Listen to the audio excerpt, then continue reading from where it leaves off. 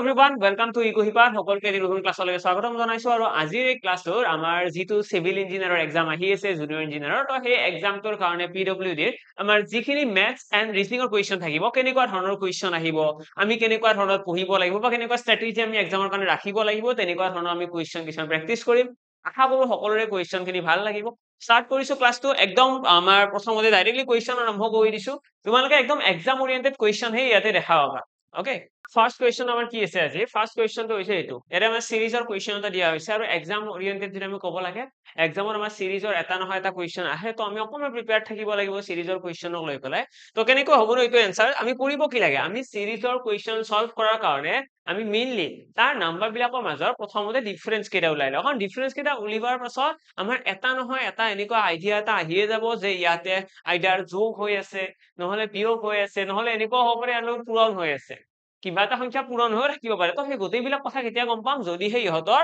Difference বিলাক উলাই লওঁ আৰু যদি ইয়াতে ডিফাৰেন্স বিলাক উলাবলৈ যাওঁ আমি দেখিম ইয়াতে 99 ৰ পৰা কি আহিছে 123 মানে কিমান আগবাঢ়ি আছে 24 এটা আগুৱাই আছে মানে +24 তাৰপিছত 123 পৰা কিমান আছে 150 এইটো কিমান আগুৱাই আছে এইটো দেখিম আমি 27 এটা আগুৱাই আছে মানে কিবা এটা আমাৰ এনেকুৱা লজিক এটা ফিল হৈছে যে প্ৰথমতে 24 তাৰপিছত 27 মানে লাহে লাহে কিবা এটা সংখ্যা আগুৱাই গৈ আছে তাৰ পিছত যদি চাও 150 ৰ পৰা কিমান হৈছে এইটো +30 মানে আমি ক'ব গলে ন আমি এতিয়া 80% গম পাই গৈছো যে আনসাৰ কি হ'ব 24 আছে এবাৰ 27 এবাৰ 30 এবাৰ কিমান আহিব লাগে 33 আহিছে নে নাই তো দেখিবা ইয়াতে 33 এড হৈ আছে মানে ইয়াৰে পাছত কি এড হ'ব 36 মানে এই যিকেইটা সংখ্যা যোগ হৈ আছে ন ইহঁতৰ মাজত গ্যাপ আছে 3 ঠিক আছে 24 ৰ লগত 3 যোগ হৈছে 27 আকৌ 3 যোগ হৈছে 30 আকৌ 3 যোগ হৈছে 33 এইবাৰ 3 যোগ হলে কিমান হ'ব 36 আৰু 36 টো যদি ইয়াতে এড কৰো কিমান আহিব 249 তো এইটো আহি গ'ল আমাৰ কাৰেক্ট আনসাৰ আশা কৰো ক্লিয়াৰ সকলোৰে কাৰেক্ট আনসাৰ আহিছে খুব ইজি কোয়েশ্চন আছিলে কিন্তু এক্সাম ওৰিয়েন্টেড ক'ব গলে খুব ইম্পৰ্টেন্ট কোয়েশ্চনো আছিলে নেক্সট কোয়েশ্চনৰ ফালে আহিছো এইটো কোয়েশ্চন আৰে কি কৈছে এইটো হৈছে কোডিং ডিকোডিংৰ এটা কোয়েশ্চন যত আমাক কি কৰিব যত আমাক কিছুমান আমাক ওয়াৰ্ড দিয়া থাকিব আৰু সেই ওয়াৰ্ড কেইটাৰ এগেইনষ্টত কিছুমান কোড দিয়া থাকিব যেনেকৈ ইয়াতে দিছে let it go আৰু let it go ৰ কাৰণে কি কোড দিছে let it go ৰ কাৰণে কোড দিয়া আছে VCNTNAP এতিয়া আমি জানিব লাগে যে লেটৰ কাৰণে কি লিখিছে ইটৰ কাৰণে কোনটো লিখিছে আৰু গোৰ কাৰণে কিটো লিখিছে কোনটো আমাৰ কোড কৰা আছে কিন্তু ইয়াতে এটা মনত ৰাখিব লগা কথা হৈছে ইয়াতে এনেকুৱা কোনো ৰুল নাই যে আমি লেট শব্দটো প্ৰথমতে আছে তো লেটৰ কাৰণে আমি কৈ দিলো VC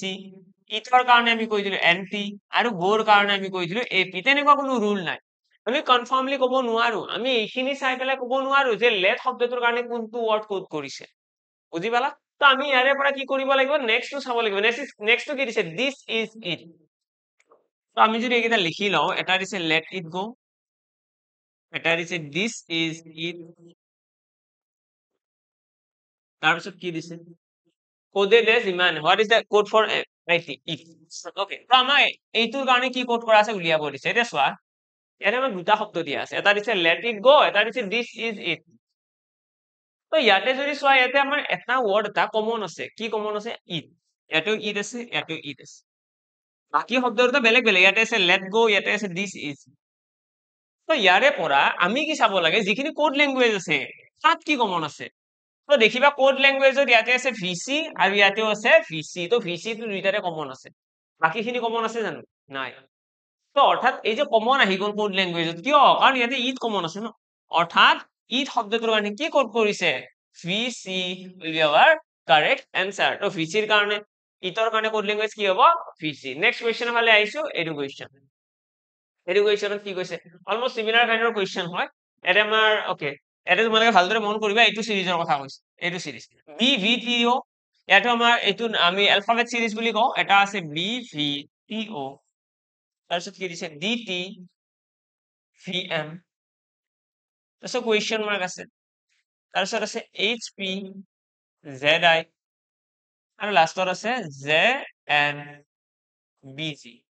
তো এই আমাক ইয়াতে কেইটামান অ্যালফাবেট দিয়া আছে আৰু এইকেইটাৰ কাৰণে আমাক কৈছে কুৱেশ্চন মাৰ্কৰ জায়গাত কি হ'ব প্ৰথম কথা এইটো সলভ কৰাৰ কাৰণে আমি ইয়াতে যিকেইটা ওয়াৰ্ড আছে অৰ্থাৎ যিটো প্ৰথম অ্যালফাবেট আছে তাৰ কানেকশন চাব লাগিব প্ৰথম অ্যালফাবেটৰ লগত ঠিক তেনেদৰে আমি এইটোৰো কানেকশন চাব লাগিব এইচৰ জি লগত কানেকশন কি ওকে তো দেখিলে যদি মন কৰো আমি দেখা পাম বি ডি বিৰ পিছত টু নাহে চি তাৰপিছত ডি আহে মানে +2 বিৰ লগত 2 যোগ কৰিলে ডি আহিব ঠিক তেনেদৰে এইচৰ লগত কি যোগ কৰিলে জে আহিব আই জে মানে +2 এইচ আই জে +2 কৰিলে জে আহিব এতিয়া যদি ভিৰ কাৰণে চাও ভিৰ কাৰণে কি হ'ব তো ভিৰ কাৰণে দেখিবা এটা মাইনাস হৈ আছে ভিৰ কাৰণে কি হৈ আছে টি তো আগত আছে ন টি ইউ ভি মানে -2 তাৰপিছত টিৰ কাৰণে যদি চোৱা টিৰ লগত আকৌ +2 হৈ আছে মানে আমি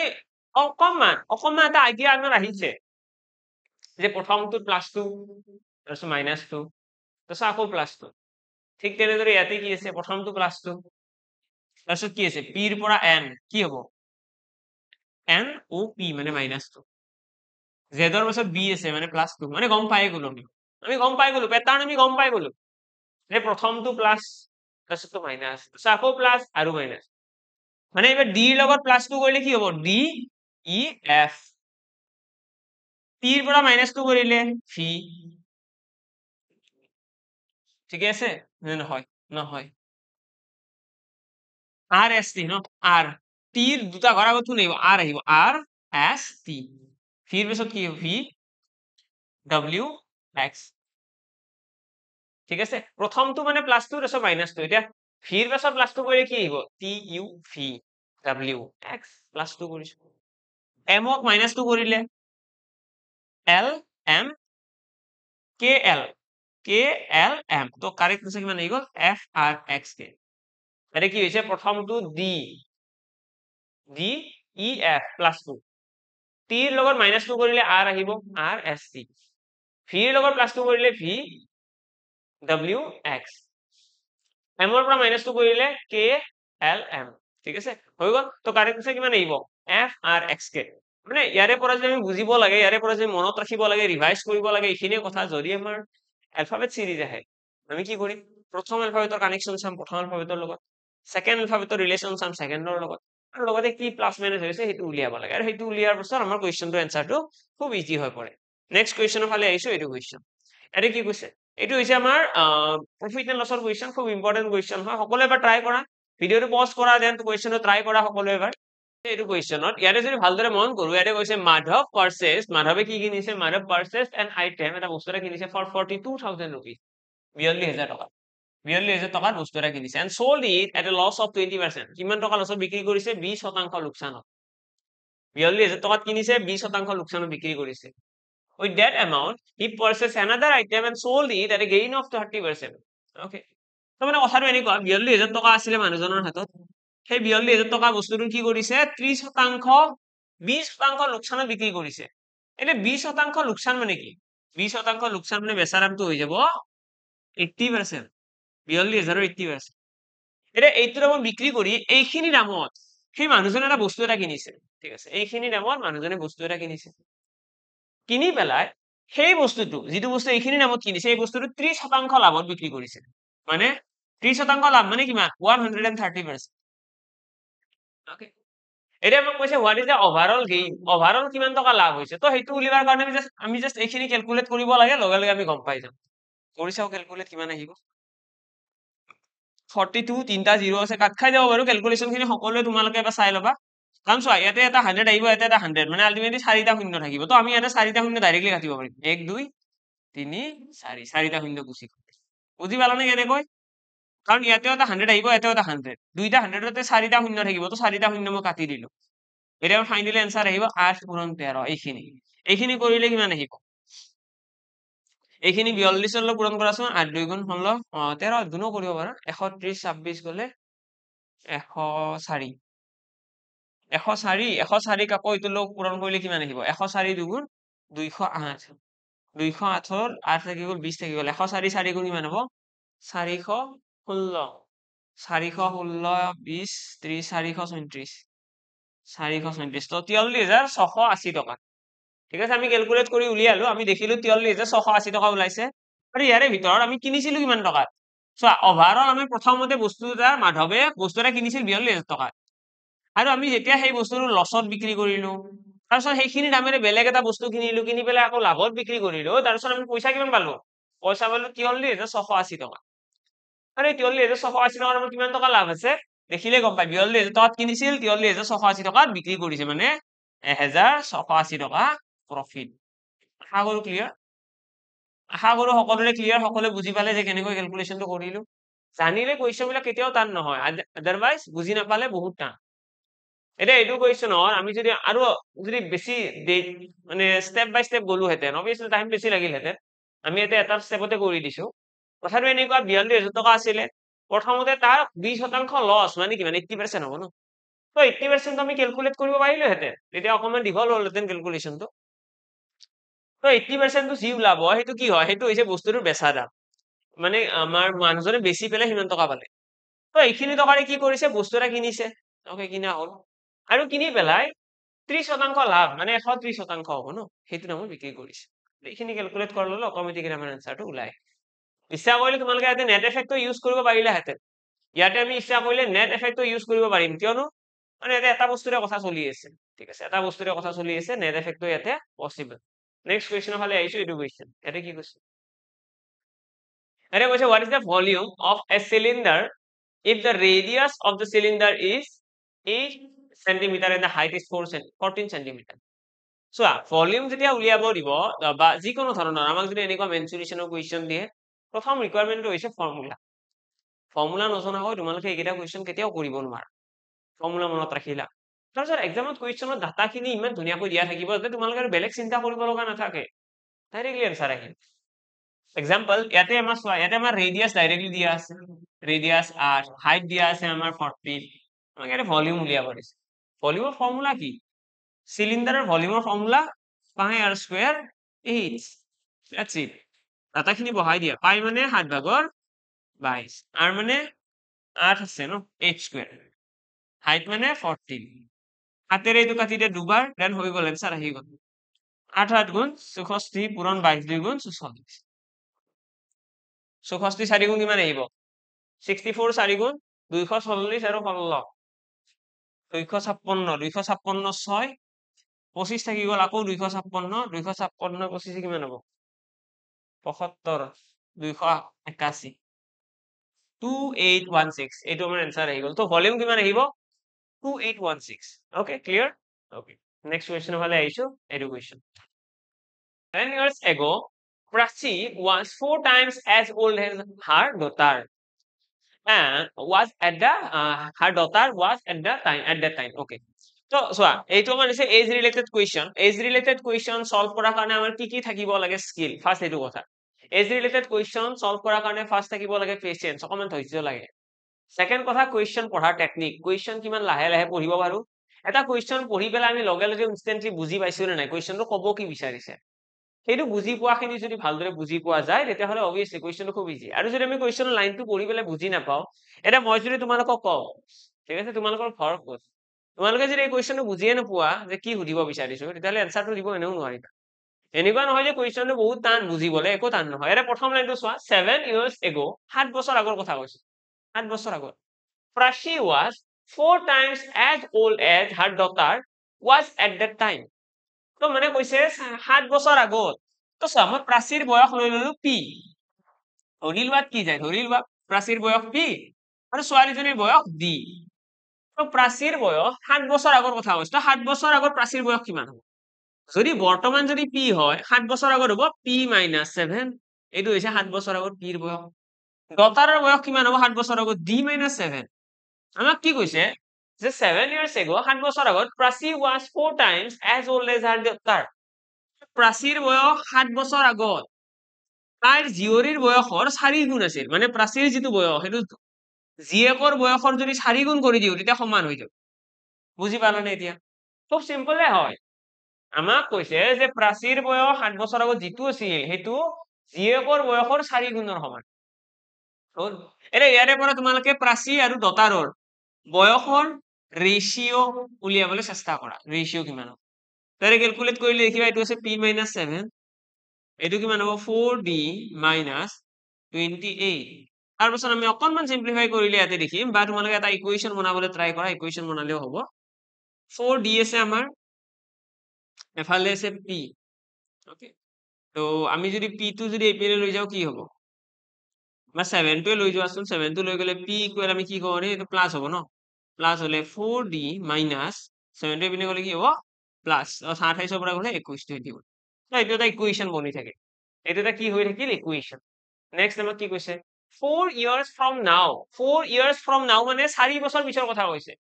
প্ৰথম কাহিনীটো আছিলে 7 বছৰ আগৰ আৰু এইখিনিলৈকে আমাৰ পঢ়া হৈ গল কুৱেশ্যনটো এইখিনি হৈ গল প্ৰথমখিনি আৰু প্ৰথমখিনি পঢ়ি পেলাই আমি ইকুয়েশন বনাম এটা সেকেন্ড খিনি কি কৈছে 4 years from now 4 বছৰ পাছত Prachi will be 2.5 times as old as 2.5 times as old as her daughter would be then okay would then be তো আমাক কৈছে 4 বছৰ পাছত 4 বছৰ পাছত সিহঁতৰ বয়স কিমান হ'ব নো প্ৰাচীৰ বয়স হ'ব p+4 ডটাৰৰ বয়স কিমান হ'ব d+4 তো ইহঁতৰ বয়সটো কি হ'ব 7 বছৰ আগত বুলি কৈছে 7 বিয়োগ কৰিছো 4 বছৰ পিছত বুলি কৈছে যোগ কৰিছো আমাক কৈছে 4 বছৰ পাছত প্ৰাচীৰ যিটো বয়স আছে সেইটো 2.5 টাইমছ হ'ব কাৰ 2.5 টাইমছ এইখিনি বহুতৰ কনফিউজন লাগে 2.5 মানে হৈছে এইটো বুলি ক'ব পাৰা বা টু একেলগে এইটো বুলি ক'ব পাৰা 2.5 2.5 মানে কি 2.5 বুলি ক'লেও ভুল নহয় তো 4 বছৰ পাছত যিটো প্ৰাচীৰ বয়স আছে সেইটো ডটাৰৰ বয়সৰ 2.5 টাইমছ ওকে এতিয়া আমাক কি কৈছে find the sum of the present ages of Prachi and her daughter আমাক কৈছে প্ৰাচী আৰু তাইৰ ছোৱালীৰ বৰ্তমান বয়সৰ যোগফল উলিওৱা তো সেইটো উলিওৱাৰ কাৰণে আমি ইয়াতেও এটা ইকুয়েশন বনাব পাৰিম এই ইকুয়েশনটো কেনেকুৱা হ'ব ইয়াতে আছে p + 4 is equal 2.5 টো পূৰণ কৰিলে এটা কাম কৰি দিয়া সকলোৱে এই দশমিকটো গুচাই দিয়া দশমিকটো গুচাবৰ কাৰণে কি কৰিব লাগিব গোটেই কেইটাতে তোমালোকে এটা 10 পূৰণ কৰিব লাগিব 10p + 40 is equal to হৈ যাব এতিয়া 25d প্লাস 25 4 গুণ 100 এইখিনি আকৌ ক্যালকুলেট কৰিলে কি ওলাব এইখিনি পৰাও তোমালোকে এটা কাম কৰিব পাৰিবা পিৰ ভ্যালুটো ৰিপ্লেস কৰি দিয়া পিৰ ভ্যালুটো তোমালোকে ইয়াতে বহাই দিব পাৰি ঠিক আছে পিৰ ভ্যালুটো তোমালোকে ইয়াতে বহাই দিব পাৰিবা তেতিয়া অকমান ইজিলি আনসাৰটো আহিব 10 হোল ইনটু কিমান আহিব পিৰ ভ্যালু কিমান আহিব 4d - 21 পিৰ ভ্যালু আছে 4d - 21 আমি ডাইৰেক্টলি ক্যালকুলেট কৰিছো অকমান বেছি স্টেপ এটা কমি যাব এটা 40 দি আহি গল মাইনাস 2100 প্লাস 40 25d প্লাস 100 এটা এইখিনি ক্যালকুলেট কৰিলে দেখিবা 40 দি আছে 25d টো ইপিনে লৈ আনিলে মাইনাস হ'ব 40 পৰা 25 গলে 15d ওকে বাকি 200 টো ইপিনে গুচি গলে কি হ'ব প্লাস হ'ব 40 টো এইটো ক্যালকুলেট কৰি লোৱাচোন 170 প্লাস হ'ব ইফালে গলে 270 হৈ যাব d ইকুয়াল কি হ'ব 15 ৰে কাটি দিয়া 15 গুণ 15 12 থাকি গ'ল 120 8 গুণ 120 15 8 গুণ 120 তো d ইকুয়াল আহি গ'ল 18 অৰ্থাৎ ডটাৰ ছোৱালীজনীৰ বয়স কিমান আহি গ'ল বৰ্তমান বয়স হৈছে 18 বছৰ ছোৱালীজনীৰ বৰ্তমান বয়স যদি 18 বছৰ হয় প্ৰাচীৰ বয়স কিমান হ'ব প্ৰাচীৰ বয়স হ'ব এৰে d ভ্যালুটো বহাই দিয়া 18 পূৰণ 4 কৰিলে 72 বিয়োগ 21 এইখিনি ক্যালকুলেট কৰিলে কি হ'ব 72 2 পৰা 21 গলে 51 তো 51 হৈছে প্ৰাচীৰ বয়স ঠিক আছে 51 আহি গ'ল প্ৰাচীৰ বয়স আৰু ছোৱালীজনীৰ বয়স আহি গ'ল 18 ইয়াৰ্স তো কোৱেশ্চন অবভিয়াসলি আমি দুটা ইকুয়েশন বনাব লাগিব ইকুয়েশন দুটা সলভ কৰিব লাগিব কম্পেয়াৰ কৰিব লাগিব এইটো আমি যেটো মেথড ইউজ কৰিছো এইটো কি কয় সাবস্টিটিউশন মেথড বুলি কয় এৰে আমি কি কৰো কিবা এটা বস্তুৰ ভ্যালু বেলেগ এটা ইকুয়েশনৰ পৰা আনি পেলাই ইয়াতে বহাই দিম তো এইটো কি বুলি কয় সাবস্টিটিউট কৰা বুলি কয় আমি কি কৰিছো পিৰ ভ্যালুটো ইয়াতে p = 4d - 21 টো ইয়াতে ৰিপ্লেস কৰি দিছো দ্যাটস ইট এইখিনি কৰাৰ পাছত অটোমেটিক্যালি আমাৰ আনসাৰটো ওলাই আহিছে তো এতিয়া আমাৰ কোৱেশ্চনৰ কৈছে প্ৰাচী আৰু ছোৱালীজনী বয়সৰ যোগফল উলিওৱা তো যোগফল কিমান হ'ব তো ইয়াতে যোগফল আমি উলিয়াব পাৰিম কেনেকে 51 + 18 কি হ'ব 50 60 69 তো 69 আমাৰ কাৰেক্ট आंसर আহি গ'ল ঠিক আছে 69 আমাৰ কাৰেক্ট आंसर আহি যাব নেক্সট কোৱেশ্চনৰ ফালে আইছো এইটো কোৱেশ্চনত কি কৈছে চোৱা এটা কৈছে from a circle with the radius of 15.75 cm a sector with the arc length of 11 cm is cut off find the area of this sector চোৱা এনেকুৱা ধৰণৰ কোৱেশ্চন হয়তো এক্সামত আহিব পাৰে অকনমান তোমালোকে ৰেডি থাকিবা এইটো আমাক কি দিছে এটা সাৰ্কেল এটা দিছে যত আমাক কৈছে সাৰ্কেলটোৰ এটা ৰেডিয়াস আছে ঠিক আছে এটা ৰেডিয়াস এটা আছে 15.75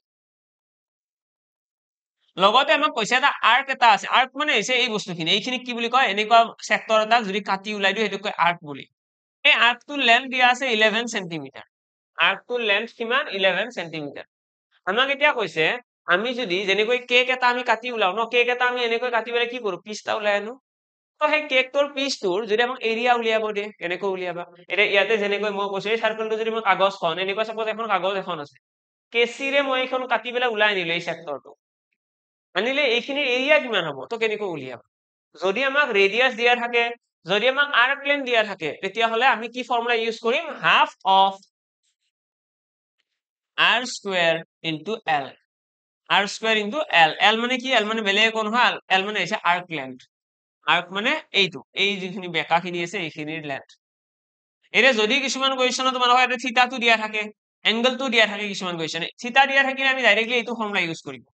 থিতা by 360 degree into pi r square আমাৰ জেনাৰেলি যেটো ফৰ্মুলা আছিল আমি সেইটোই ইউজ কৰিম কেৱল থিতা বাই 360 টো লগাই দিম কিন্তু যেতিয়া আৰ্ক লেন্থৰ কথা কব যেতিয়া আৰ্ক লেন্থ যিখিনি আমাৰ এৰিয়া উলিয়াব দিছে তাৰ যদি এই সাইডৰ লেন্থটো দিয়া থাকে তেতিয়াহলে আমি কি ফৰ্মুলা ইউজ কৰিব লাগিব half of r square into l আৰু এই ফৰ্মুলাটো যেতিয়া ডাটাখিনি বহাই দিম কিমান আহিব হাফ ইনটু r স্কয়ার মানে 15.75 75 ইনটু 15.75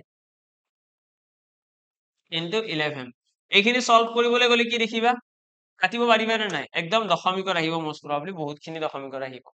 ঠিক আছে বহুতখিনি দশমিকৰ আহিব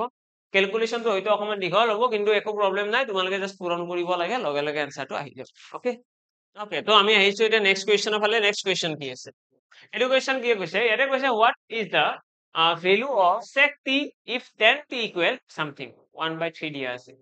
ওকে তো এটো কোৱেশ্চন কি হ'ব আমাৰ ট্ৰিগনোমেট্ৰি কোৱেশ্চন দিলে বহুতে ভয় খায় যিসকলে একদমে পঢ়া নাই যিসকলে ট্ৰিগনোমেট্ৰি সাপোজ এক্সামৰ আগত একদমে চাই যোৱা নাই সিহঁতে ভাবে ট্ৰিগনোমেট্ৰি কোৱেশ্চন আমি নোৱাৰিমেই কিন্তু তেনেকুৱা নহয় ট্ৰিগনোমেট্ৰি কিছুমান বেসিক লেভেলৰ একদম ইজি ইজি কোৱেশ্চন আছে তো সেইকেইটা সকলোৱে পাৰিব এবাৰ তোমালোকক এইটো দেখাই দিয়াৰ পিছত তোমালোকে এনেকুৱা ধৰণৰ কোৱেশ্চন আহিলে নিশ্চয় পাৰিব আমাক যেতিয়া কোনোবা এটা এক্সামত কোনোবা এটা ট্ৰিগনোমেট্ৰিক ৰেশিও দিয়া থাকিব যিকোনো এটা ট্ৰিগনোমেট্ৰিক ৰেশিও tan থিটা হওক sin থিটা হওক cos থিটা হওক যিকোনো কিবা এটা যদি দিয়া থাকে ন আমি এতিয়ালে যিকোনো বস্তুৰ ভ্যালু উলিয়াব পাৰো কেনেকৈ তো তাৰ কাৰণে আমি পাইথাগোৰাছ থিওৰেমটো ইউজ কৰি আমি তিনিওটা সাইডৰ লেন্থ উলিয়াব লাগিব মানে ধৰি লোৱা হল এই এংগলটো হৈছে t এংগল এটা tan t মানে কিনো tan t মানে হৈছে যেটা এংগল আছে তার অপোজিট সাইড ডিভাইডেড বাই এটা সাইড হয় তো tan t মানে হৈছে অপোজিট সাইড এটা অপোজিট সাইডের এটা কোন আছে 1/3 ন 1/3 মানে এইটো হ'ব 1 এইটো হ'ব 3 বুজি পালা তো আমি কি কৰিম যেটো ট্ৰিগনোমেট্ৰিক ৰেশিও দিয়া থাকিব তাৰ ভ্যালু এটা ইউজ কৰি আমি এনেকুৱা এটা ড্ৰয়িং এটা বনাম আৰু ইয়াতে আমি ডাইৰেক্টলি গম পাই গলো যে এইটো হৈছে অপোজিট সাইড 1 হ'ব আৰু এটা সাইড হ'ব 3 কাৰণ ইয়াতে দিয়া আছে ন 1/3 এটা এইখিনি ডাটা ইউজ কৰি আমি থাৰ্ড সাইডটো উলিয়াব নোৱাৰিম জানো থাৰ্ড সাইডটো উলিয়াব পাৰিম নে নিশ্চয় পাৰিম থাৰ্ড সাইডটো উলিয়াব কেনেকে পাইথাগোৰাছ থিওৰেম কি কয় পাইথাগোৰাছ থিওৰেমে কয় যেটো ডাঙৰ বাহু আছে হাইপোটেনাস তাৰ ভ্যালুৰ কাৰণে আমি বাকি দুটা সাইডৰ স্কয়াৰৰ ৰুট লব লাগিব অৰ্থাৎ √10 আমাৰ आंसर আহিব √10 আমি কম হাইপোটেনাস হৈছে √10 এৰে হাইপোটেনাস গম পোৱাৰ পিছত sec t আমি উলিয়াব নোৱাৰিম নে নিশ্চয় পাৰিম কাৰণ sec t মানে কি যদি আমি sec t ৰ কথা কওঁ sec t মানে কি হ'ব sec t মানে হৈছে কোণৰ হাইপোটেনাস ডিভাইডেড বাই কি হ'ব এটা সাইড এটা হাইপোটেনাস কিমান আছে √10 এটা সাইড কিমান আছে 3 তো এটোই হৈ গ'ল ফাইনাল आंसर খুব ইজি হয় আমি এনেকুৱা নহয় যে অকল sec t হে উলিয়াব পাৰিছো তোমালোকৰ হোমৱৰ্ক থাকিল তোমালোকে ট্ৰাই কৰিব লাগে cosec t কি হ'ব cosec t কিমান হ'ব এটো তোমালোকৰ হোমৱৰ্ক থাকিল ওকে ইয়াৰ আগৰ কোৱেশ্চনটোত আমি পাই r স্কয়াৰ লৈছিলো ন এটা কাম কৰিবা দেই ইয়াতে r স্কয়াৰ নাহে দেই এইটো বস্তু তোমালোকে অকমান কাৰেক্ট কৰাই লবা r স্কয়াৰ নাহে ইয়াতে হাফ r l আহিব ঠিক আছে হাফ r l আহিব ইয়াতে মানে ক্যালকুলেশন অকমান ছুটি হৈ যাব মানে বেলেগ একো নাই ইয়াতে তোমালোকে মনত এনেকে ৰাখিবা এটো যেটো তোমাৰ থিটা বাই 360 ডিগ্ৰী আহিব এংগল দিয়া থাকিলে আমি পাই r স্কয়াৰ লিখিম r স্কয়াৰ আহিব আৰু যদি এংগল দিয়া নাথাকে আমাক যদি আৰ্ক লেন্থ দিয়া থাকে আৰ্ক লেন্থ দিয়া থাকিলে আমি half into r into l formula use কৰিম এটা আমি এটো পসিবল আৰু মুখে মুখে কৰিব পৰা যাব দুইটাইটো কাটি দিয়া কিমান যাব 5.5 এইখিনি পূৰণ কৰি দিব পাৰিবা 15 5 গুণ 75 আহি গ'ল 75 55 এৰে ডাইৰেক্টলি পূৰণ কৰিলে পাৰিবা তোমালোকে এটো আৰু বেছি টান হৈ নাথাকে 55 এৰে পূৰণ কৰি পেলাই তোমালোকে দশমিকটো দুঘৰ আগত ৰাখি দিলে হয় okay that's it done next কোৱেশ্চনৰ ফালে আহিছো এটো কোৱেশ্চনত কি কৈছে চোৱা এটা কৈছে the mark price of an article is 26% more than its cost price আৰু বস্তু এটাৰ লিখা দাম বস্তুটোৰ কিনা দামতকৈ 26% বেছি মানে কথাটো এনেকুৱা যিটো বস্তুটোৰ কিনা দাম আছিলে সেইটোক আমি 100% ধৰি লম লিখা দাম কিমান হ'বনো লিখা দামটো 26% বেছি মানে 126% ঠিকে আছে নে the mark price of an article is 26% more than its cost price তো এইটো লাইনটো পঢ়ি পেলাই কিছুমানে থৈ দিব মানে মই তোমালোকক এজিউম কৰিছো তোমালোকে এনেকৈ লিখিছা এনেকৈ লিখিলা মানে আমাৰ ধৰিলা 40-50% কুৱেশ্যন সলভ হৈয়ে গ'ল এইটো কুৱেশ্যন এতিয়ালৈকে ময়ো চোৱা নাই গোটেইখিনি মই পঢ়াই নাই মই যিমানখিনি পঢ়িলো সেইখিনিৰ ওপৰত বেছ কৰি মই এইটো লাইন লিখিছো কাৰণ মই জানো এইখিনি বস্তু ক'বাত নহয় ক'বাত ইউজ হ'বই ওকে নেক্সট আমাক কি কৈছে if discount of 32% is given যদি ডিসকাউন্ট দিয়া হয় 32% what will be the loss percent আমাক কৈছে লস কিমান শতাংশ হ'ব এটা চোৱা বস্তুৰ লিখা দাম আছে 126 ডিসকাউন্ট কিহৰ ওপৰত দিয়া হয় ডিসকাউন্ট দিয়া হয় সদায় লিখা দামৰ ওপৰত মানে 126% ওপৰত 32% ৰেহাই দিব ৰেহাই দিলে সেলিং প্ৰাইস কিমান হ'ব তো সেলিং প্ৰাইস হৈ যাব 126 ইনটু 32% ৰেহাই মানে কিমান দামত বিক্ৰী কৰিব 32% ৰেহাই তাৰ মিনিংটো হৈছে 68% দামত বিক্ৰী কৰিব ঠিক আছে মই 126 ৰ 68% উলিয়াবলৈ ট্ৰাই কৰিছো কাৰণ সেইটোৱে হ'ব আমাৰ সেলিং প্ৰাইস ওকে বাৰু তো এইখিনি ক্যালকুলেট কৰিলে কিমান আহিব দশমিকত আহিব নেকি আকৌ দশমিকত আহিব একো নাই বাৰু তো এইখিনি পূৰণ কৰিলে আমি কি হ'ব 68 ইয়াতে লিখি দিলো 8 6 গুণ 48 ৰ 8 আহি গ'ল 8 2 গুণ 16 4 20 দেন 8 1 গুণ 8 10 6 6 গুণ 34 দেন 6 2 গুণ 12 3 15 গুণ 6 1 7 10 7 5 6 8 আহি গ'ল 6 আহি গ'ল 5 আহি গ'ল 8 আহি গ'ল ডেসিমেল আহিব নে ইয়েস দুটা হোৱাৰ পিছত দশমিক আহিব মানে ফাইনালি আমি গম পাই গলো 85.68 ইমানখিনি দামত বিক্ৰী কৰিব পাৰ্চেন্ট দাম তো আমি ইয়াতে ক্যালকুলেট কৰি পেলাই দেখিলো যে যিটো বস্তু 100% দামত কিনিছিলে সেই বস্তুটোত 26% দাম বা কি কৰিছে লিখা দামটো বেছিকৈ লিখিছে তাৰপিছত কি কৰিছে 32% ৰেহাই দিছে 32% ৰেহাই মানে কি যিটো বস্তু কিনিছিল 100 টকা তাত 32 টকা কমাই দিব মানে কিমান টকা হ'ব 68% তো সেইকাৰণে আমি যিটো লিখা দাম আছে তাৰ 68% ওলাইছো যাতে আমাৰ সেলিং প্ৰাইসটো ওলাই যায় আৰু এবাৰ যেতিয়া সেলিং প্ৰাইসটো ওলাই গৈছে আমি গম পাই গৈছো যে মানুহজনৰ কিমান ডিসকাউন্ট লোকসান হৈছে কিনিছিল 100 টকাত বিক্ৰী কিমানত কৰিছে 85 টকাত মানে লোকসান হৈছে ন কিমান টকা 14 টকা 14 পইণ্ট কিমান পাৰ্চেন্ট হ'ব 68 হলে 14.32% 14.32% কি হৈছে লোকসান হৈছে আশা কৰো ক্লিয়াৰ সকলোৰে যে কিমান পাৰ্চেন্ট লোকসান হৈছে 14.32% এতিয়া এইটো কুৱেশ্যনতে যদি কোনোবাই ভাবিছে যে আমি কিবা বেলেগ মেথড ইউজ কৰিম মইতো ভাবো ইয়াতকৈ শৰ্ট মেথড বেলেগ নোলায় ইয়াতকৈ বেলেগ মেথড ইউজ কৰিব গলে অবভিয়াসলি টাইম কনজিউমিং হ'ব এনসাৰ দেৰিকৈ ওলাব মিছামিছি তোমালোকৰ হয়তো কনফিউজনো আহিব পাৰে ঠিক আছে খুব সিম্পল কুৱেশ্যন আছিলে দেখাত যদিও ক্ৰিটিকেল আছিলে নেক্সট কুৱেশ্যনৰ ফালে আহিছো এইটো কুৱেশ্যন এতে কি কৈছে আৰে আমাক কিবা কিবি ডাটা দিয়া আছে আৰু এই ডাটাখিনিৰ পৰা আমাক এনসার উলিয়াব দিছে আমাক কৈছে that the given search shows the production of different types of cars in the year 2021 study the given search and answer the question that follows okay আমাক কুৱেশ্যনটো এনসাৰ দিব কৈছে এইটো হৈছে কুৱেশ্যন এই কুৱেশ্যনটো কি কৈছে if the total production in the year 2021 was কিমান এটা আছে 3 5 6 7 2 কোটি 2 crores then what will be the central angle the sector corresponding to the production of type D cars in 2021 so আমাক এতে কৈছে 2021 চনত যদি টোটেল প্ৰডাকশন টোটেল বস্তুখিনিৰ খৰচা হৈছে 2 কোটি টকা তেতিয়া হলে ডি নামৰ কাৰখন বনাওতে যিমান টকা খৰচ হৈছে সেইটোৰ এংগলটো কিমান ডিগ্ৰী হ'ব এই ডি নামৰ কাৰ কোনটোনো এ বি সি ডি ইয়াতে মাৰ্ক কৰা আছে ডি কোনটো হ'ব এইটো 20% তো 20% ৰ এংগল কিমান হ'ব কিমান ডিগ্ৰী কোণ কৰি আছে এইটো কোৱেশ্চন কৰিছে কুৱেশ্যনটো সঁচাকে কুৱেশ্যনটো খুব ধুনীয়া কুৱেশ্যন দিছে সকলোৱে এবাৰ পঢ়ি চোৱাটো মই এক্সপেক্ট কৰিছো আৰু পজ কৰি পঢ়ি লোৱা কাৰণ কুৱেশ্যনটো তোমালোকে দেখিবা এই 2 কোটিটো বহুত ডাঙৰ সংখ্যা এটা হাইলাইট হৈ আছে ন আমাৰ চকুৰ আগত কিন্তু মোৰ এনেকুৱা কিয় ফিল হৈ আছে যে এই 2 কোটিটো ইউজে নহয় এইটো কুৱেশ্যনত 2 কোটিটো আমাৰ প্ৰয়োজনেই নাই আমি এনেই এনসাৰ দিব পাৰিম কিয় চোৱা ইয়াতে যিটো এংগল কৰিছে সেই এংগলটো কিমান ডিগ্ৰী হ'ব টোটেল হ'ব 60 ডিগ্ৰী 360 ডিগ্ৰী হ'ব টোটেল এংগল আৰে এটা যে পাৰ্সেন্টেজ আছে পাৰ্সেন্টেজ কিমান কেনেকৈ ভগোৱা আছে চোৱাচোন 40 50 60 80 90 100 মানে 100% আছে ইয়াত তো আমি সিম্পলি এনেকুৱা কৰিলে কিবা ভুল হ'ব জানো যে 100% ইজ ইকুৱেল ইয়াতে আছে 360 ডিগ্ৰী হয় তাৰে ভিতৰত 10% মানে কিমান আহিব 10% মানে 36 ডিগ্ৰী আমাক উলিয়াব কি দিছে যে ডি কাৰখনে কিমান ডিগ্ৰী angle কৰি আছে and what will be the central angle of the sector representing production of type D cars তো ডি কাৰে দিনত কৰি আছে 20% 20% মানে কি হ'ব এটা 2 পূৰণ এটা 2 পূৰণ মানে গম পাই গলো 72 ডিগ্ৰী তো 72 ডিগ্ৰী কোণ কৰিব তো মানে সজাগ হে দেই মই এইটো কুৱেশ্যনৰ পৰা এটাই তোমালোকক কথা ক'ব বিচাৰো এক্সামত দেখাত যিমানে ভয়ানক কুৱেশ্যন থাকে ন সেই কুৱেশ্যনৰ এনসাৰ সিমানে বেছি ইজি হয় এইটো কুৱেশ্যনৰ আৰম্ভণিতে আমাক ক্লুলেছ কৰি দিছিলে যেতিয়া মই কুৱেশ্যনটো পঢ়িলো মই ফিল কৰিছিলো 2 টকা দিছে ক্যালকুলেশনটো ডাঙৰ ওলাব ন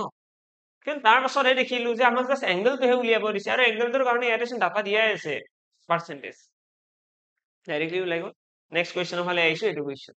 কুৱেশ্যনত কি কৈছে চোৱা অলমোষ্ট সিমিলাৰ কাইন্ডৰ কুৱেশ্যন হয় ইয়াতে কুৱেশ্যনটোত ইয়াতে আমাক কৈছে a right angle isosceles triangle has an area of 50 square units its hypotenuse is আমাক কৈছে এটা right angle isosceles triangle আছে কি হয় এইটো ফাৰ্স্ট কথা এইটো ফাৰ্স্ট এইটো বুজিব লাগে যে এইটো হয়নো কি এইটো হৈছে এটা সমকোণী ত্ৰিভুজ ঠিক আছে এইটো এটা কি ত্ৰিভুজ এইটো হৈছে এটা সমকোণী ত্ৰিভুজ যাৰ দুটা বাহু সমান এইটো এটা সমকোণী ত্ৰিভুজ আৰু আমাক লগতে কৈছে এই দুটা বাহু সমান ঠিক আছে দুটা বাহু সমান আৰু লগতে ইয়াৰে এৰিয়া আমাক দিয়া আছে এৰিয়া আছে 50 স্কয়াৰ ইউনিটস 50 এৰিয়া আমাক এতিয়া উলিয়াব দিছে হাইপোটেনাসৰ লেন্থ কিমান হ'ব হাইপোটেনাসৰ লেন্থ কিমান হ'ব এটা কথাটো হল আমি যিকোনো এটা বস্তুৰ যেতিয়া এৰিয়া ওলাও এৰিয়া কেনেকৈ ওলাও নো আৰু স্পেশালি যেতিয়া আমি ৰাইট এঙ্গেল ট্ৰায়াঙ্গেল বুলি কওঁ সমকোণী ত্ৰিভুজৰ কালিৰ ফৰ্মুলা কি half into base into height হয় না ইকুৱেল কি আহে এৰিয়া আহিব 50 ইয়াতে আমি ক্লিয়াৰলি দেখিবলৈ পাই আছো যে ইয়াৰে যিটো হাইট আছে বা যিটো বেস আছে এই দুটা সমান নহয় জানো আইসোসেলাস বুলি কৈছে ন মানে সমকোণী সমদ্বিবাহু ত্ৰিভুজ ঠিক আছে রাইট এঙ্গেল আইসোসেলাস ট্রায়াঙ্গেল তো ইয়াতে যিটো হাইট আছে বা যিটো বেস আছে দুইটা সমান তো আমি ইয়াতে এইটো এইচৰ জেগাত বি লিখিলেও প্ৰব্লেম নাই কাৰণ দুইটাৰ ভ্যালু সমান ন যদি দুইটা বি লিখি দিও এইটো এনেকুৱা নহব জানো হাফটো তোমালোকে ক্যালকুলেট কৰি দিয়াচোন দুইটা ইপিনে গুচি গল 100 হৈ গল 50 2 গুণ 100 তো বি স্কয়ার ইকুয়াল 100 অর্থাৎ বি ইকুয়াল কিমান আহিব √100 অর্থাৎ 10 মানে আমি গম পাই গলো যে ভূমিও হৈছে 10 আৰু হাইটও হৈছে 10 দুইটা সমান ন 10 10 হৈ গল দুইটা এটা তোমালোকে এবাৰ ট্ৰাইও কৰি চাব পাৰা যে এৰিয়া কিমান ওলাই এৰিয়া 50 এই ওলাব এতিয়া আমি গম পাই গলো যে বস্তুটোৰ এই সমকোণী ত্ৰিভুজটোৰ হাইট এন্ড বেস কিমান হ'ব এটা হাইপোটেনাস উলিয়াব নোৱাৰিম জানো নিশ্চয় পাৰিম পাইথাগোৰাছ থিওৰেম আছে ন পাইথাগোৰাছ থিওৰেমে কি কয় 10 স্কয়াৰ প্লাস 10 স্কয়াৰ আহিব আমাৰ 10 √2 आंसर আহিব আশা কৰো ক্লিয়াৰ সকলোৰে যে আমাৰ হাইপোটেনাসৰ লেন্থ কিমান হ'ব 10 √2 ইউনিটস দ্যাটস ইট বেলেগ আৰু কৰিব লগা নাই এইখিনি आंसर নেক্সট কুৱেশ্যনৰ ফালে আহিছো এইটো কুৱেশ্যন আকৌ এটা কুৱেশ্যন আছে পাই চাৰ্টৰ লগত ৰিলেটেড ইয়াতেও কুৱেশ্যনটো চাই লবা পাই shirt given below shows the expenditure in percentage of আদিত্যৰ খৰচাৰ কথা কৈছে the monthly income of aditya is 54000 adityaৰ monthly salary 54000 লগতে আমাক উলিয়াব কি দিছে how much does he spend on food বাৰু যি নহওক how much does he spend on foods তো এটা আমি যদি চাও ইয়াতে পাৰ্সেন্টেজৰ আমাক গোটেইখিনি দিয়া আছে যে ক'ত কিমান খৰচ কৰিব আৰু দেখিছো ফুডত খৰচ কৰিব 23% স্যালাৰি আছে 54000 হেতুকে আমি 100% বুলি কওঁ ন ইয়াৰে 23% খৰচ কৰিব ফুডত তো ওলাই দিয়া 23% কোৱেশ্চন দেখিবলৈ যেই নহওক কৰি ভাল লাগে ন 0 23 4 গুণ ইমান আহিব 46 2 গুণ 90 92 2 গল 9 থাকি গল 23 5 গুণ ইমান হ'ব 115 নহয় 9 5 14 124 12420 টকা 12420 টকা খৰচ কৰিব কিহত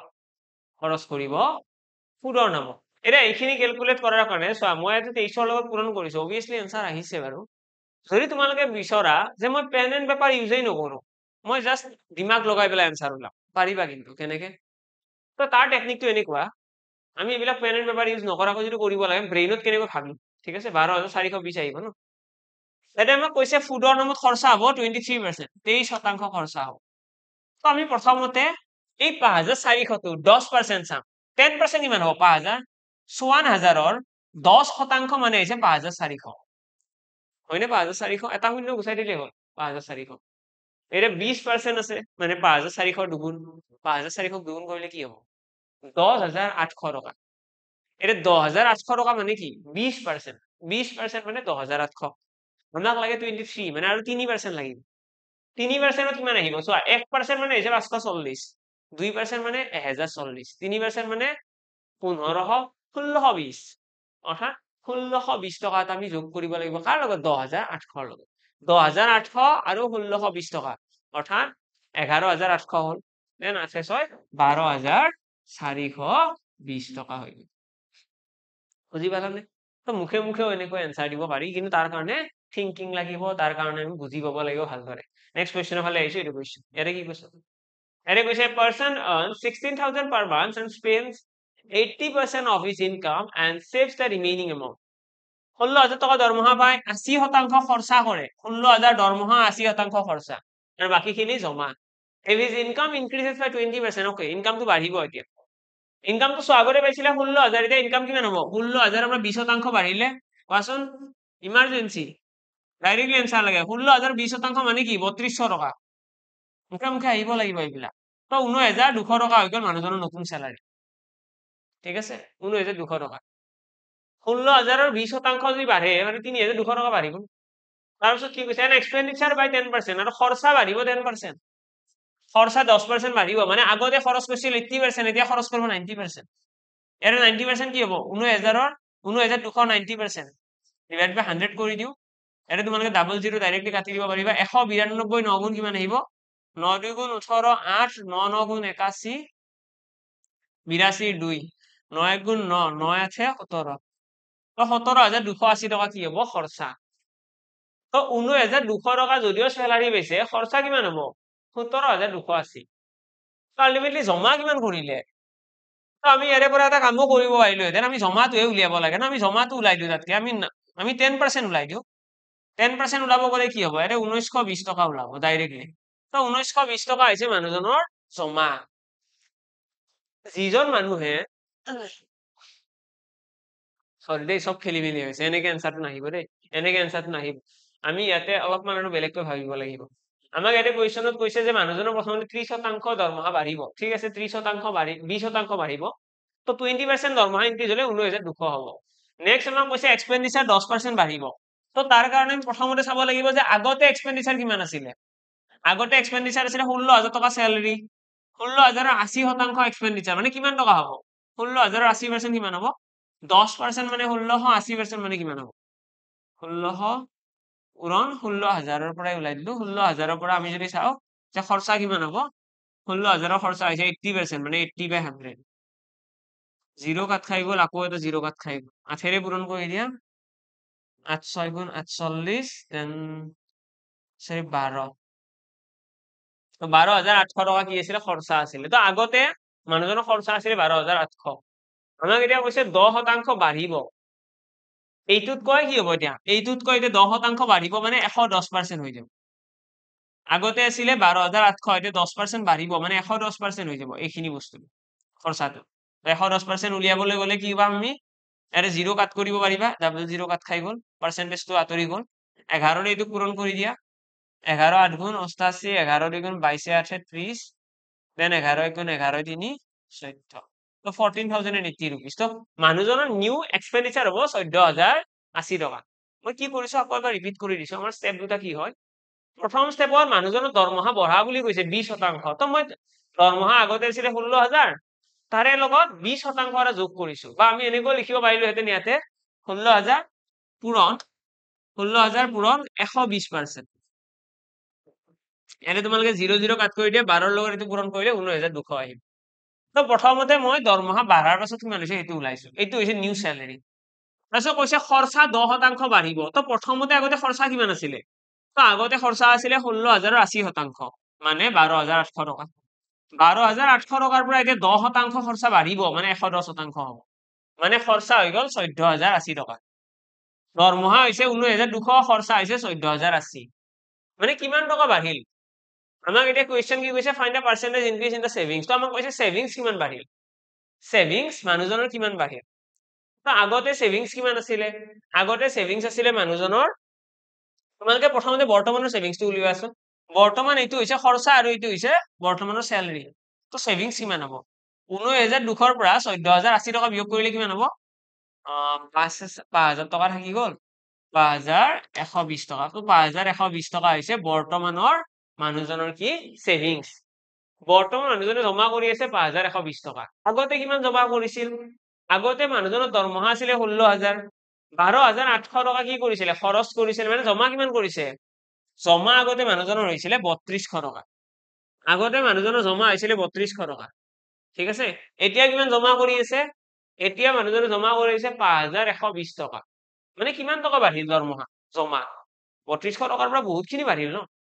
3200 টকাৰ পৰা চাব গ'লে বহুতখিনি বাঢ়িছে। কিমান বাঢ়িছে কেলকুলেট কৰি চোৱা। 2,2120 টকা নেকি? 2120 টকা আছে, আৰু তাৰ পৰা আমাৰ 200 টকা এটা গুচাই দিলে 1980 টকা নেকি? 1920 টকা হ'ব নেকি? 1920 টকা মষ্ট প্ৰবলি 1920 টকা। 1920 যদি আমি যোগ কৰি দিওঁ কি হ'ব? 3200 লগত 3220, ঠিকে আছে, ঠিক আছে বাৰু। তো আমাৰ হৈ গ'ল 1920 টকা, মানে মানুহজনৰ এতিয়া বাঢ়িছে ছেভিংছ। আগতে কৰিছিল 3200 টকা, এতিয়া 1920 টকা বাঢ়িছে। ইনটু 100 কৰি দিয়া পাৰ্চেন্টেজ ওলাই যাব। That's it. 0 0 কাট খাই গ'ল। 32 ডাইৰেক্টলি যাব নেকি? যাব ন, 6 বাৰ যাব, তো 60%। তো 60% মানুহজনৰ ছেভিংছ বাঢ়ি গ'ল। এতিয়া এতিয়া ইয়াতে এটা এনেকুৱা ফিল হৈ আছে যে আমি ইয়াৰে বাহিৰে বেলেগ কিবা মেথড লগাব পাৰিম জানো? কেলকুলেশ্যন বিলাক চৰ্ট কৰাৰ কাৰণে কিবা টেকনিক আছে জানো? অবভিয়াছলি ভাবিলেতো কিবা নহয় কিবা এটা ওলাব। তুমি কেলকুলেশ্যন চৰ্ট কৰিব পৰা যাব, কিন্তু তাত অকল আমি পাৰ্চেন্টেজ চল্ভ কৰিব লাগিব, তাত আমি এনেকুৱা ডাটা ইউজ কৰিব নালাগে। একেই কথা বাৰু, এইটো মেথডতো তোমালোকে কৰিব পাৰিবা। বাকী বেলেগ মেথডতো তোমালোকৰ অলমষ্ট পাৰ্চেন্টেজত কৰিলেও ইমানখিনি মানে আহিব। কেলকুলেশ্যন ইয়াতকৈ চৰ্ট নহ'ব বাৰু। এটা যদিও কেলকুলেশ্যন দেখাত বহুত লাগিছে, আমি ক'ব গ'লে ইয়াতে 3 লাইনে লিখিছো। প্ৰথমতে এইটো লাইন, তাৰপিছত এইটো ছেকেণ্ড লাইন, এটা 2টা লাইন হ'ল, তাৰপিছত এইখিনি আমি কেলকুলেট কৰিছো, আমাৰ এনচাৰ আহি গৈছে। অকণমান কেলকুলেশ্যন স্পীডটো অবভিয়াছলি লাগিব, যাতে তোমালোকে অকণমান স্পীডত কৰিব পাৰা। নেক্সট কুৱেশ্যনৰ ফালে আহিছো। এইটো কুৱেশ্যন এতিয়া কি কৈছে? At present A is thrice as old as B. বৰ্তমান বয়সৰ কথা কৈছে A ৰ, B ৰ বয়সৰ কিমান গুণ? 3 গুণ। তো ডাইৰেক্ট লিখি লোৱা। মই আগতেও কৰাইছো এনেকুৱা কুৱেশ্যন, য'ত মই কৈ দিওঁ যে আমি ডাইৰেক্টলি লিখিব লাগে। A ৰ যিটো বৰ্তমানৰ বয়স আছে, সেইটো B ৰ বয়সৰ কিমান? 3 গুণ। A is thrice as old as B. B ৰ বয়সৰ A ৰ বয়সটো 3 গুণ। A আৰু B ৰ বয়সৰ অনুপাত এইটো হৈ গ'ল। যদি B ৰ বয়স 1 বছৰ, A ৰ কিমান হ'ব? 3 বছৰ ন? 3 গুণ ন, thrice as old as B. তো B ৰ বয়স যদি 1 বছৰ, A ৰ বয়স হ'ব 3 গুণ। নেক্সট কি কৈছে? C is 5 years older than B. C কিমান? C হৈছে B তকৈ 5 বছৰে বয়সত ডাঙৰ। মানে B ৰ বয়স আৰু C ৰ বয়স সমান নহয়। C সমান B + 5। C B তকৈ 5 বছৰে ডাঙৰ। তাৰপিছত কি কৈছে? The sum of the ages of A, B, C is 75 years. A, B আৰু C ৰ বয়সৰ যোগফল 75 বছৰ। আমি ইয়াতে কি কৰিব লাগিব? আমি ইয়াতে ৰেচিঅ'ত লিখিব নালাগে, আমি ইকুৱেশ্যন বনাব লাগিব। মানে আমি এনেকৈ ক'ম যে A ৰ বয়সটো B ৰ বয়সৰ 3 গুণ, A ৰ বয়সটো B ৰ বয়সৰ 3 গুণ। তো B ৰ বয়সৰ লগত 3 পূৰণ কৰিলে A ৰ বয়সৰ সমান হ'ব। ইয়াতে এটা আছে C = B + 5। তাৰপিছত কি আছে? A, B, C তিনিওৰে বয়সৰ যোগফল কিমান? A + B + C তিনিওৰে বয়সৰ যোগফল হৈছে 75 years. The ratio of the age of B 5 years ago to the age of A 3 years from now is okay. প্ৰথমতে A, B, C ৰ বয়স কেইটা ওলাই লোৱাচোন। তাৰ কাৰণে তোমালোকে ৰিপ্লেচমেন্ট কৰিব পাৰিবা, সাবস্টিটিউশন মেথড। তোমালোকে A ৰ ভ্যালুটো 3B আছে ন, ইয়াতে বহাই দিয়া। A ৰ ভ্যালু হৈছে 3B, B ৰ ভ্যালু হৈছে B, C ৰ ভ্যালু কিমান আহিব? B + 5। A = 75। এইখিনি ক্যালকুলেট কৰিলে কি হ'ব? 3 4 5 5B a is equal 70, b equal কিমান আহিব 14, তো 14 5 গুণ 70, তো b ৰ ভ্যালুটো আহি গ'ল 14, মানে আমি গম পাই গলো যে b ৰ বয়স কিমান হ'ব 14 বছৰ। b ৰ বয়স যদি 14 হয় এর বয়স কিমান হ'ব 42 ইয়ার্স, এর বয়স 42 ইয়ার্স। c ৰ বয়স কিমান হ'ব c ৰ বয়স হ'ব 19 বছৰ। তো আমি a b c তিনিওৰে বয়স গম পাই গলো। এটা নেক্সট আমাক কি কৈছে the ratio of the ages of b 5 years ago, মানে b ৰ 5 বছৰ আগৰ বয়স কি আছিল b ৰ আজি যদি বয়স 14 বছৰ হয় 5 বছৰ আগত কি হ'ব 9 বছৰ, 5 বছৰ আগত b ৰ বয়স আছিল 9 বছৰ। ঠিক তেনেদৰে এৰ বয়স আজিৰ পৰা 3 বছৰ পাছত কি হ'ব, তো এৰ বয়স আজি হৈছে 42, 3 বছৰ পাছত 45, এইখিনি ৰেশিও ওলালে 9 5 গুণ 45, অৰ্থাৎ 1:5 আমাৰ ফাইনালি এনসাৰ আহিব। b আৰু a ৰ আমাক ৰেশিও উলিয়াব দিছে, ratio of the age of b and a, আৰু a ৰেশিও কিমান আহিব 1:5। তো কুৱেশ্যনটো এইটোও খুব ধুনীয়া কুৱেশ্যন আছিলে, আমি জাস্ট এটা স্টেপ সলভ কৰিছো, তাৰপিছত বাকিখিনি আমাৰ অটোমেটিক্যালি আহি গৈছে না, খুব ইজিলি আহি গৈছে। লগতে লাষ্টৰ লাইনটো ভালদৰে চাব লগা আছিলে, ইয়াতে কৈছে the ratio of the ages of b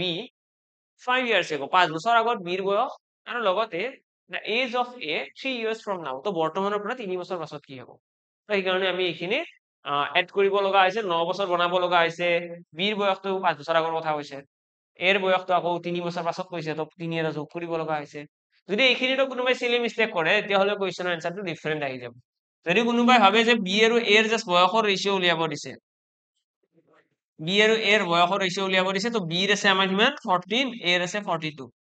তো এইটো কাট কৰি দিলে একবাৰ, এইটো আহি গ'ল 3বাৰ, তো 1:3 ৰেশিও আহিব, যিটো একদম কমপ্লিটলি ফুল। ঠিক আছে, কেয়াৰফুলি, কাৰণ এনেকৈ এনসাৰ নহয়, কুৱেশ্যনটো ভালদৰে পঢ়ি ল'ব লাগিব। নেক্সট কুৱেশ্যনৰ ফালে আহিছো, এইটো কুৱেশ্যন ইয়াতে কি কৈছে, ইয়াতে বৰুণ আৰু সন্দীপৰ কথা হৈছে, ষ্টাৰ্টেড এ কাৰ, এটা কাম কৰো আমি এই কুৱেশ্যনটোতে আজি ক্লাছটো সমাপ্ত কৰো, সকলোৱে অকনমান এইটো কুৱেশ্যন তোমালোকৰ হোমৱৰ্ক থাকিল ট্ৰাই কৰা, যদি এনসাৰ আহে কমেন্ট বক্সত এনসাৰটো দিব লাগে, নাপাহৰিবা। খুব ইজি কুৱেশ্যন হয়, টাইম স্পিড এণ্ড ডিষ্টেন্সৰ কুৱেশ্যন হয়, ৰিলেটিভ স্পীডৰ কুৱেশ্যন হয়। অবভিয়াছলি যদি ৰাইট ট্ৰেকত তোমালোকে থকা, শুদ্ধ পথত থাকি পেলাই কুৱেশ্যনটো ট্ৰাই কৰা, নিশ্চয় এনসাৰ এটা বা দুটা মিনিটে আহিব, বহুত বেছি টাইম নালাগে। অকে, লগ পাম সকলোকে নেক্সট বছৰ, আজি মই ইয়াতে সামৰিছো, থেংক ইউ।